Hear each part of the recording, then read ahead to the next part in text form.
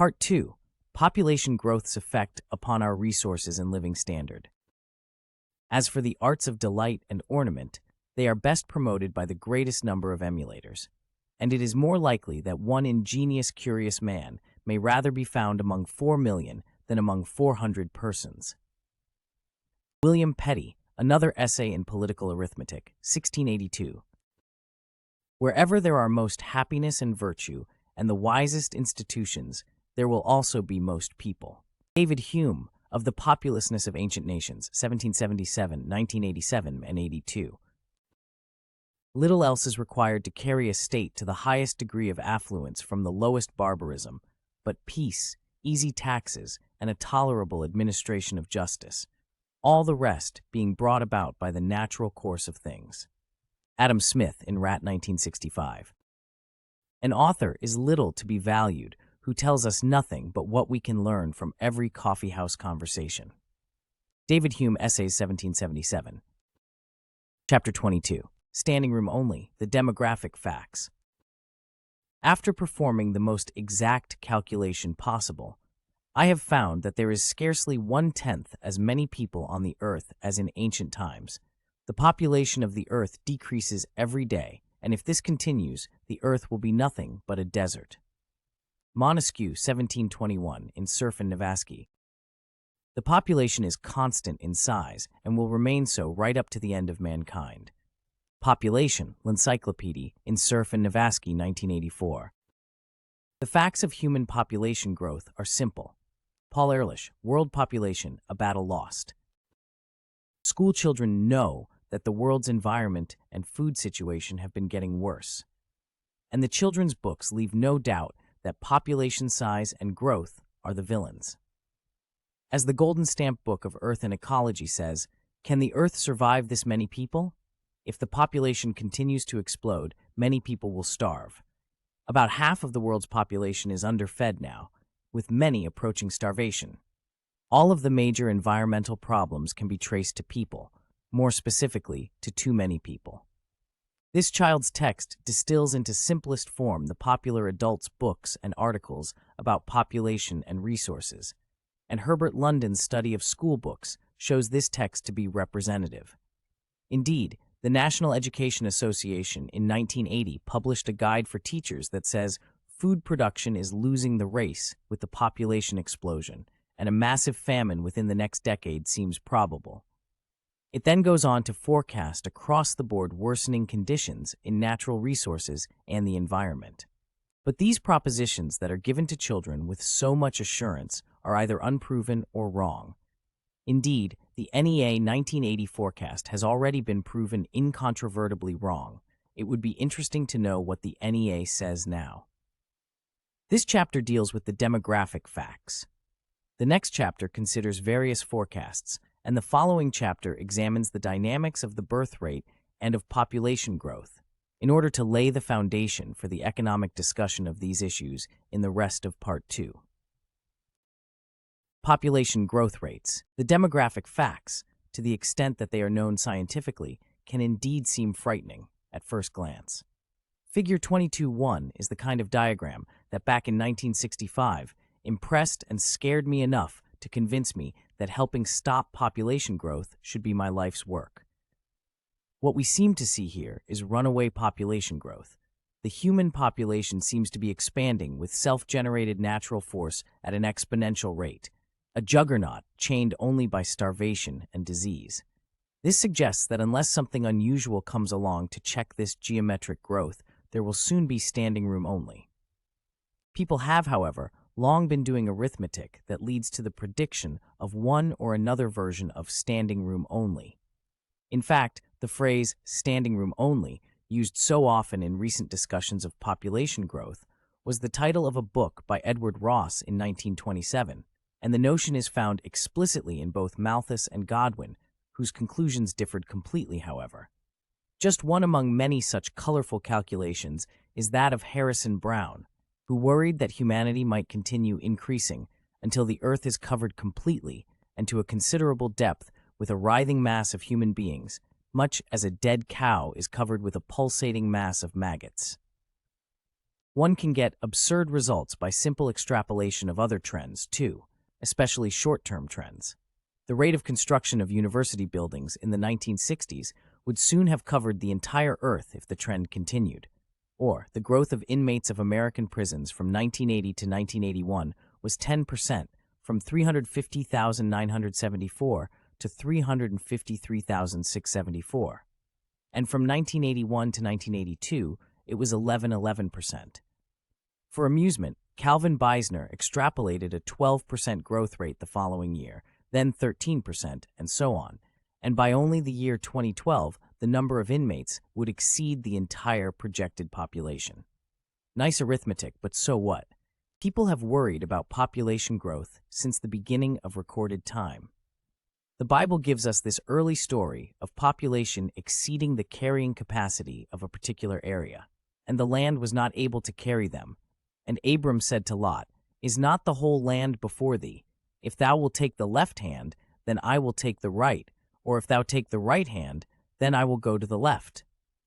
Euripides wrote that the Trojan War was due to an insolent abundance of people. And many classical philosophers and historians such as Polybius, Plato, and Tertullian worried about population growth, food shortages, and environmental degradation. The Tiberius Gracchus, about 100 BCE, complained that returned Roman soldiers have no clod of earth to call their own. Early in the 1600s, John Winthrop left England for Massachusetts because he considered England so crowded. And when England and Wales had fewer than 5 million people, one man expressed the wish for the earlier times when our country was not pestered with multitude, not overcharged with swarms of people. In 1802, when Java had a population of 4 million, a Dutch colonial official wrote that Java was overcrowded with unemployed. As of 1990, Java had 108 million people, and again it is said to be overcrowded, with too much unemployment. Just because people have worried about population growth in the past does not imply that we should not be worried now, of course. If a monster really has been on the loose for a while, the fact that it has not yet done us in is hardly reason to stop worrying. Therefore, we must ask, is population growth an unchecked monster, on the loose since the beginning of time, but likely to destroy us in the foreseeable future? Contrary to the impression given by Figure 22.1, population growth has not been constant or steady over the long sweep of time. Even the broadest picture of the past million years shows momentous, sudden changes. Figure 22.2 indicates that population growth has 3 times taken off at explosive rates. Another common misleading impression about world population is that a large proportion of all the people who have ever lived are alive now. Not so. A reasonable estimate is that 77 billion human beings were born from 600,000 BC to 1962 AD, 12 billion up to 6000 BC, 42 billion from 6000 BC to 1650 AD, and 23 billion from 1650 AD to 1962 AD. Compare this to the 5+ billion who are alive now. Of course, many of the people born in earlier years died at young ages. But even so, the number of years of human life lived on Earth in the past was large relative to the present. The tool-using and tool-making revolution kicked off the rapid rise in population around 1 million BCE. The aid of various implements gave the food gatherer and hunter access to the widest range of environments. But when the productivity gains from the use of primitive tools had been exploited, the rate of population growth fell, and population size again settled down near a plateau. The next rapid jump in population started perhaps 10,000 years ago, when people began to keep herds and cultivate the earth, rather than simply foraging for wild plants and game. Once again, the rate of population growth abated after the initial productivity gains from the new technology had been exploited, and once again population size settled down to a near plateau as compared with the rapid growth previously experienced. The known methods of making a living constituted a constraint to further population growth once the world's population reached a certain size.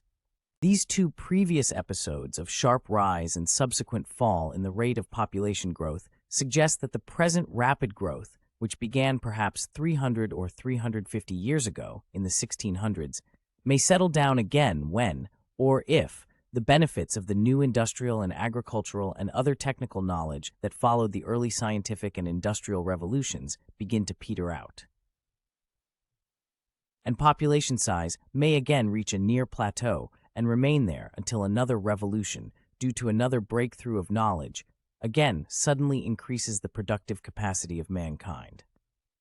Of course, the current knowledge revolution may continue without foreseeable end, and population growth may or may not continue as long as the revolution does. Either way, in this long-term view, population size adjusts to productive conditions rather than being an uncontrolled monster. We should keep in mind, though, that our present technical knowledge will support vastly larger populations than at present. To put the matter another way, this long-run view of demographic history suggests that, contrary to Malthus, constant geometric growth does not characterize human population history.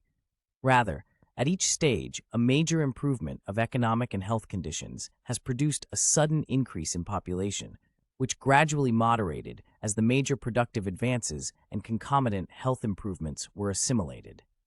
Then, after the initial surge, the rate of growth slowed down until the next big surge. In this view, population growth represents economic success and human triumph, rather than social failure. Devy's picture of population history, figure 22.2, still leaves us with the image of population growth as having an irresistible, self-reinforcing logic of its own, though subject to very rare changes in conditions. That view is so broad, however, that it can be misleading. The entire world, for example, had a stable population over the 7 centuries prior to 750 AD, as seen in figure 22.3. And if we look more closely, in figure 22.4, we see that even for as large an area as Europe, where local ups and downs tend to cancel out, population growth did not proceed at a constant rate, nor was there always positive growth. Instead, there were advances and reverses. Figure 22.4 shows that population change is a complex phenomenon affected by a variety of forces. It is not an inexorable force checked only by famine and epidemic. Now let us move to an even greater level of detail, a country or region. Figure 22.5, Figure 22-6, and Figure 22-7 show 3 histories where decline in population has been more than a temporary episode. In Egypt, the breakdown of the Roman Empire led to a series of population declines due to disease and bad government, declines that ended only in the 19th century. In Iraq's Diyala region, around Baghdad, there were a series of political economic perturbations that adversely affected irrigation and agriculture. It took years of population growth to overcome such setbacks, only to have another such breakdown occur. And in Mexico, it was the conquest by Cortés that set off a remarkable population decline. In the Spaniards' wake came wars, massacres, political and economic breakdowns among the indigenous civilizations, and new diseases, all of which caused death, desolation, and depopulation. A shocking example close to home for Americans is the population decline of Native Americans in California from perhaps 310,000 in 1769 to a low of perhaps 20,000 to 25,000 at the end of the 19th century. The population decline became catastrophic between 1848 and 1860. The number of Indians fell in 20 years from 200,000 or 250,000 to merely 25,000 or 30,000. These historical examples prove that population size and growth are influenced by political and economic and cultural forces, and not only by starvation and plague due to changes in natural conditions. The approaching victory against premature death. The main cause of the rapid increase in population during the past 2 centuries, the most important and amazing demographic fact, and the greatest human achievement in history, in my view, is the decrease in the world's death rate. It took thousands of years to increase life expectancy at birth from just over 20 years to the high 20s. Then, in just the past 2 centuries, the length of life you could expect for your baby or for yourself in the advanced countries jumped from less than 30 years in France and the mid-30s in Great Britain to perhaps 75 years today. See Figure 22.8. What greater event has humanity witnessed? Then, starting well after World War II, the length of life one could expect in the poor countries has leaped upwards by perhaps 15 or even 20 years since the L950s, caused by advances in agriculture, sanitation, and medicine. See Figure 22.9.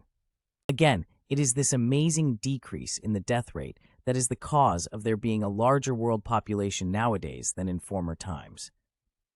In the 19th century, the planet Earth could sustain only 1 billion people. 10,000 years ago, only 4 million could keep themselves alive. Now, more than 5 billion people are living longer and more healthily than ever before on average. The increase in the world's population represents our victory against death, our advancing march toward life being ended mainly by the diseases of old age. Most of the decline in the death rate is caused by a decline in disease, interrelated with an improvement in nutrition. But the long-run decline in injuries is also worth noting. An example is seen in Figure 22.10. The only places that have suffered a long-run interruption in this advance are A, some of the inner cities of the U.S., where violence and drug-related aids have raised the death rate among young black males and have lowered life expectancy for all black males taken together in the latter 1980s, and B, the ex-communist bloc of nations in Eastern Europe, which are suffering a demographic tragedy as a result of bad government and its disastrous effects on pollution. See Chapter 17, industrial accidents, medical care, and perhaps even nutrition.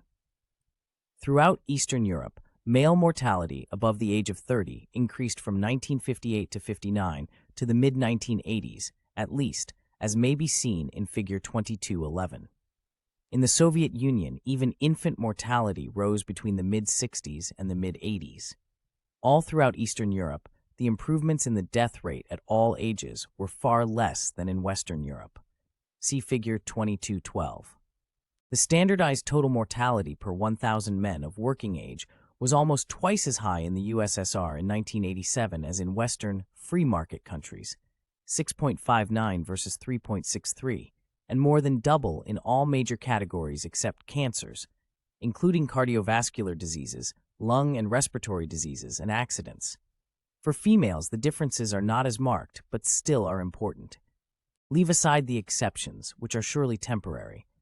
One would expect lovers of humanity to jump with joy at the triumph of human mind and organization over the raw killing forces of nature. Instead, many lament that there are so many people alive to enjoy the gift of life. And it is this worry that leads them to approve the Chinese and other inhumane programs of coercion and denial of personal liberty in one of the most precious choices a family can make, the number of children that it wishes to bear and raise. See Chapter 39. Not only do many not consider the successful fight against death to be good news, but many refuse to even recognize the good news. For example, with respect to infant mortality, journalists compare the rates of different groups instead of focusing on the absolute improvement over time. An April 2, 1991 headline was, "Explaining Racial Differences in Infant Death." The article illustrates a painful story about black-white differences, with pictures of slavery days and unheated apartments in Harlem. The result of this consistent emphasis on comparative rates rather than long-term trends is grim. Ask any group, is the trend of black infant mortality encouraging?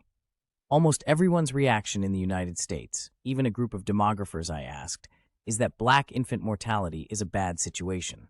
But a graph of black and white infant mortality in the United States since 1915, Figure 22.13, leaves a different impression.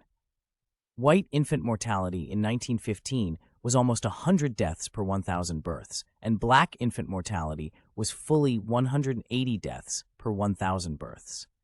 Both are horrifying. And the rates were even more horrifying in earlier years in some places, up to 300 or 400 deaths per 1,000 births. Nowadays, white infant mortality is about 9 per 1,000, and black infant mortality is about 18 per 1,000. Of course, it is bad that mortality for blacks is higher than for whites. But should we not be impressed by the tremendous improvement for both races, both falling to about 10% of what they were, and the black rate coming ever closer to the white rate? Is not this extraordinary gain for the entire population the most important story and a most happy story? Yet the public has the impression that we should be mainly distressed about the state of Black infant mortality. This chapter discussed some of the pertinent historical and contemporary facts about population growth.